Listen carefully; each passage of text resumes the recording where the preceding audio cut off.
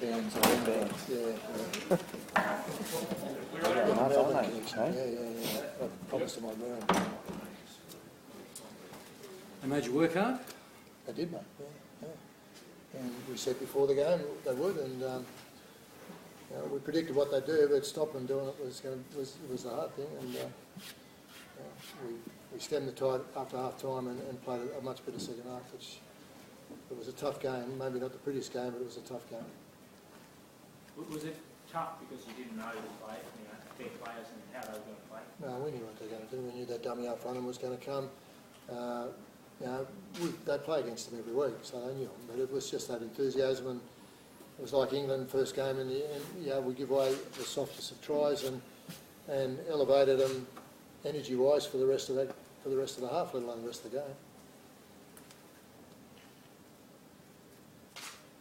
That's it. Thanks.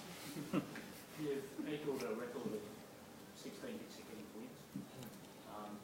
So that would make you basically the greatest team of all time, or equal to as good as any team has ever been. How do you view the achievement of this? Oh, look, that's very subjective, isn't it? It's the best team of any time. It's great company, and these guys, play the game to play the game, not worry about what happens. Those sort of things you look back at the end of your career. How many games you've played, how many tests you've played, how many this, that, and the other thing you've done. So, it's not a huge thing in their mind, but in fact, I don't think we knew about it until someone wrote it in the press on Wednesday. And then it brought it to our attention, but it wasn't going to, that didn't make us play any harder out there tonight. Cam, I know Tim said there you guys kind of anticipated what their game plan would be, but were you surprised at how well they executed and how they kind of really pushed you throughout that entire game? No, I wasn't overly shocked at all with the way they played. We spoke early in the week about the team that they selected, and more so in the back end of the week when we knew they're 17, that all of their players that were in their team, they were in good form in their respective clubs, and we showed a lot of respect to their side tonight, but we were just out enthused early, as Tim mentioned. They got some great players in their side. I can name my teammate Jesse Bromwich, who I think is the form proper of the competition at the moment. And he gave us a lot of trouble tonight, as did Adam Blair, who's playing extremely well. I thought Sam Moa was strong tonight too. But in the end, I think the old heads of our side, they really showed their composure, and they showed their pride tonight for the jersey that we were wearing. And as Tim mentioned, we didn't concede a point in the second half, and that was through effort and determination to make sure we continued our what we've built over the last couple of years. And Tim, the first half, some of the mistakes were very uncharacteristic of what you've come to expect at the World Cup. Yeah, some of the tries. I don't think we finished our first three repeat sets from penalties and scrum. We dropped one from a scrum, and it put us under a lot of pressure. But Gal was unhappy with the first one when he tried to squeeze one out. We went over a sideline, and GI over a sideline, another one. We just didn't complete those sets. So I'd have to say we were disappointed. I think we were as disappointed with that as any part of our game, actually, because we wanted to build pressure in the first 20 minutes. And if anything, we released the pressure by doing those stupid things, by not earning the right. If we talked about earning the right to do that, and we really didn't do that. The second half they did. Tim Daly didn't get too many minutes off the bench. Was that you just couldn't find the time? Well, the game was in the balance, and again, he covers the three key positions and the three key players. So, you just don't take Cam off or, JT and Cooper off and break the rhythm of your game. As good a player as he is, and he's developed really well as that 14th man off our bench through the World Cup and stole it away from other options. But, unless there's an injury, it's not easy to do it and break the rhythm of, as I said, that game. These guys are in the moment, they're working hard, they're organised, and they don't need to be dragged at that point. In fact, they generally ignore me when I send out a message, do you want to break? They run away from the trainer. But and JT at the end, I dragged him because he had hurt his ankle for the last 3 minutes. But they don't like to come, if the game's in the balance. And that's what happened to DCE a couple of years ago. It was within 6 points down there at Wellington. Did Daly know that going into the game, Tim? He always knows that he's not sure whether he'd start, something can happen straight away and he's out there, or whether or not he'll come into the game. The same thing in the World Cup. but he got on. How do you treat it looking forward to the end of the year with so much footy still to go, Origin? Well, what will be will be. And I mean, age. no, well, what will be will be. Who's playing well through? They've got a State of Origin series, which is a great build-up for our Test series at the end of the year. There's a lot of pressure on Queensland to maintain it, a lot of pressure on New South Wales to try and wrestle it away from them. So I'll sit back and enjoy that somewhat, and let Mal make the decisions about the 4 options he's got with DCE pushing the boys in that respect. But better to have that option than not have that option. I can guarantee you that. I'm sure New Zealand and England would love to have that sort of option. Did it feel, Cameron, a bit like youth versus experience, and do you think experience is what won the game for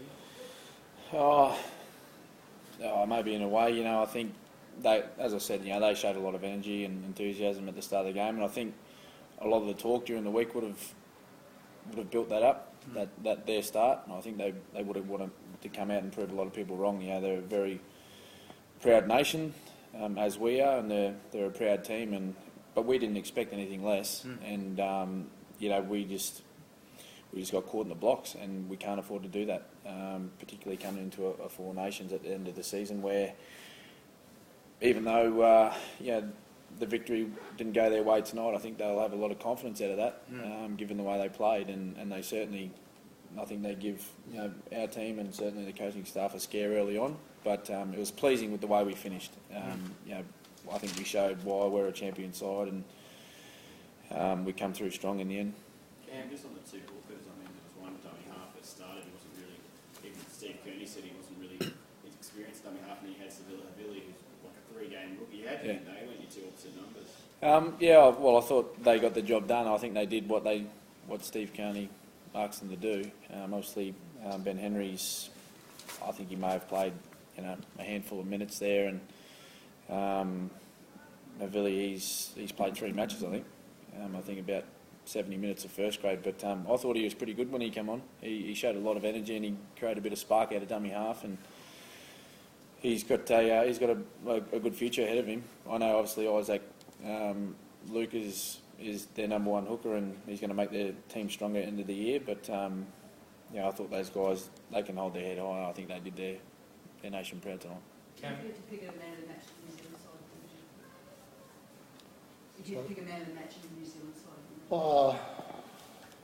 I was pretty impressed with Bromwich and Moa as a pair, really. I think they I wouldn't pick between them, they laid a very strong platform, but Moa gave us a lot of trouble in one way, certainly up and down off the ground, and Bromwich with that right hand was flying the hell out of us. I think the 2 props played really well, those 2 guys. Cameron, in the bigger picture, how much do you think that the fact that it was a contest is important for the game? Given that there's a lot of talk that people were counting how many you guys would win by. Is it a shot in the arm for the game in Test footy? That was you guys, that was the media and a little bit of the public, but we certainly knew that it was going to be a tough game, and I was glad to see we had a fairly healthy crowd here tonight to come and support the match, and I don't think either side just let anyone down with the way we played. Might have been a little bit scrappy at times, but that's Test match footy. It was tough. It was grinding through patches of the game, but at no stage did we ever think it was going to be a walkover. And the Kiwi boys certainly can be proud of what they did tonight. Moving forward, I think the international game's as strong as it's been in a long time. Yeah. Given the success of the World Cup last year. All the boys thoroughly enjoyed that. Every nation did a great job for the game of rugby league, and I think it's a great way to start the international season. Obviously, there's another Test match going on this weekend. Hopefully, we can get a big crowd there, and look forward to a really enjoyable and successful 4 Nations. And do you think Billy answered some of his critics? Billy played well, yeah. Look, again, we didn't generate much speed of play the ball to get Bill into the game. He tried hard. He nearly squeezed through a few times. He returned the ball well, and he created that try in the first half from the scrum with a lovely in and away. Did some good things. So, Billy's Billy. When he played crook and injured last week, a lot of people got up him, and it was going to be GI on that one try. It was going to be should have been the fullback. So the Bills put a lot of them away. You know, you can go back to Jared Hayne, and you can go back to Benny Barber, and you keep calling him, and he's still the number one fullback in my opinion. So, you know, but and I'd rather have him and GI on the field together rather than be choosing one against the other at this stage. I think just pick the best players and find a spot for them sometimes. Tim, how bad is the injury to JT? Yeah, it was a pre-season ankle injury he suffered, and there's a few issues out there with the footing, and he stung it again, so he had a bit of trouble at half time. He went back out, but I don't think that's going to stop him from playing next round. Was that related to the pitch and the fact that it didn't relate? No, I think he's had the ankle injury from the start. I'm not sure where he did it on the field. I'm not going to blame the pitch, but he